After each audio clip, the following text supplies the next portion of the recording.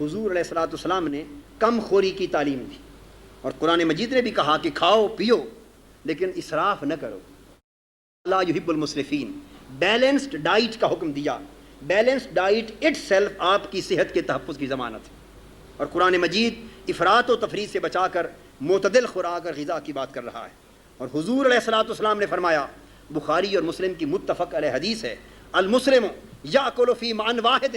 کہ جو مسلمان ہے وہ ایک آنت سے کھاتا ہے اور جو کافر ہے وہ 7 آنتوں سے کھاتا ہے۔ یہ استعارے کی زبان میں بات کی ہے، مطلب یہ ہے کہ مسلمان کم کھاتا ہے اور کافر بے دریغ کھاتا ہے۔ اب ہمیں اپنی گریبانوں میں بھی جھانک کر دیکھنا چاہیے کہ کھانے کے باب میں ہمارا شعار اسلام ہے یا شعار کفر ہے۔ اور دیلمی روایت کرتے ہیں مسند الفردوس میں، حضور علیہ الصلوۃ والسلام نے فرمایا کہ اللہ رب العزت زیادہ کھانے والے شخص اور بھوک سے بڑھ کر کھانے والے شخص کے ساتھ اللہ نفرت فرماتا ہے۔ اور ایک حدیث میں ہے جو ابن ماجہ میں کہ حضور نے فرمایا بہت زیادہ کھانے والے شخص سے پناہ مانگو۔ اور سنن ابن ماجہ میں حدیث حضور علیہ الصلوۃ والسلام نے فرمایا کہ معدہ 3 حصوں پر مشتمل، اس کی 1/3 کھانے کے لیے، 1/3 پینے کے لیے رطوبات کے لیے، 1/3 سانس کے لیے۔ یہ وہ ریسرچ ہے، یہ وہ ڈکلیریشن ہے جو معدے کی تقسیم کے بارے میں حضور علیہ الصلوۃ والسلام نے 1400 سال پہلے بیان فرمایا۔ آج معدے کی اندر کی امراض کی تحقیق کے لیے جو بیریم میل ٹیسٹ ایجاد ہوا ہے، بیریم میل ٹیسٹ کرنے کے لیے جب آپ دوائی ڈالتے ہیں تو آقا دو جہاں کے بیان کردہ تینوں حصص معدے کے کھل کر سامنے آ جاتے ہیں، اس وقت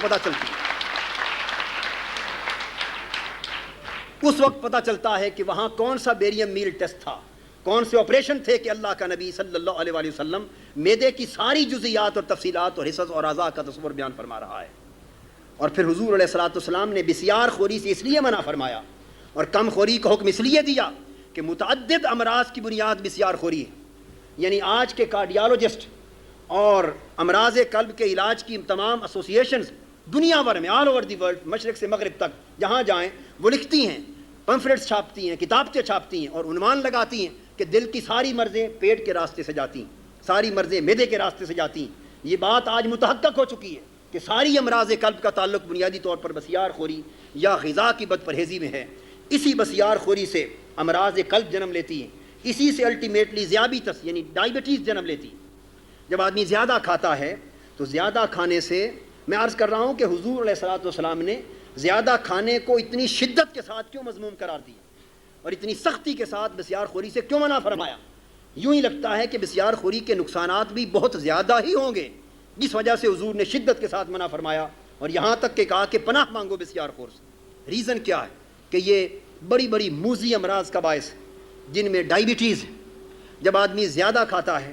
تو اس زیادہ کھانے کے نتیجے میں لبلبے کو، پینکریاس کو زیادہ کام کرنا پڑتا ہے، اور وہ زیادہ کام کر کر کے اس کے خلیے یعنی سیلز تھک جاتے ہیں۔ جب تھک جاتے ہیں وہ کام کرنا چھوڑ دیتے ہیں، جب وہ کام کرنا چھوڑ دیتے ہیں اس کے نتیجے میں انسولین کم ہو جاتی ہے، وہ ہارمون جو پینکریاس، جب انسولین کم ہو جاتی ہے تو اس کے نتیجے میں وہ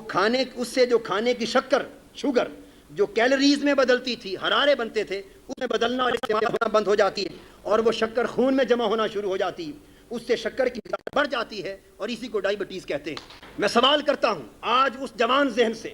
آج کی جدید نسل سے اور اپنے عزیزان گرامی قدر طلباء و طالبات سے کہ اگر آپ کا اسلام کی نسبت یہ تصور پڑھنے سے یا کسی کے بتانے سے اس طرح واضح نہ تھا تو آپ ذرا صدق اور اخلاص کے ساتھ اور پوری ڈیووشن اور کنسنٹریشن کے ساتھ ذرا سمجھنے کی تو کوشش کیجئے اس وقت کون سے معالج تھے، کون سی سائنس تھی میڈیسن کی، کون سے میڈیکل کالج تھے جس نے آقائے دو جہاں کو ان سارے تصورات سے آگاہ کیا کہ آقائے دو جہاں جہاں افراد کے ظاہر کی اصلاح کے لیے ان کے احوال ظاہری پر نگاہ رکھتے ہیں، ان کے باطن کی اصلاح کے لیے اور اندر کی پوشیدہ امراض کی اصلاح کے لیے ہر شخص کے باطن و باطن کے بھی نظر رکھتے ہیں اور وہ علاج تجویز کرتے ہیں کہ ایک ہی علاج سے ظاہر بھی سنور رہا ہے، باطن بھی سنور رہا ہے، روح بھی سنور رہی ہے اور جسم بھی سنور رہا ہے۔ تو بسیار خوری سے حضور نے بعید طور منع فرمایا اور اسی بسیار خوری سے امراض قلب جنم لیتی ہیں۔ چونکہ میں عرض کر چکا ہوں تفصیل کے ساتھ کہ بسیار خوری سے پھر چربی بڑھتی ہے، کولیسٹرول لیول زیادہ ہوتا ہے، شریانوں کو تنگ ہو جاتی ہے اور اسی سے پھر امراض قلب جنم لیتی ہے، پھر اسی سے فالج ہوتا ہے۔ اگر دماغ میں وہ شریان کوئی تنگ ہو جائے تو اس کا فالج صورت پیدا ہو جاتی ہے، باقی آرٹریز میں ہو جائے تو ہارٹ ٹربلز اور ہارٹ اٹیکس ہوتے ہیں، اسی سے مخبوط اور حواسی کی مرض جنم لیتی ہے۔ اس بسیار خوری سے بول و براز کا بے قابو ہو جانا پیدا ہوتا ہے، اسی سے موٹاپا پیدا ہوتا، اسی سے بلڈ پریشر اور دیگر موذی امراض جناب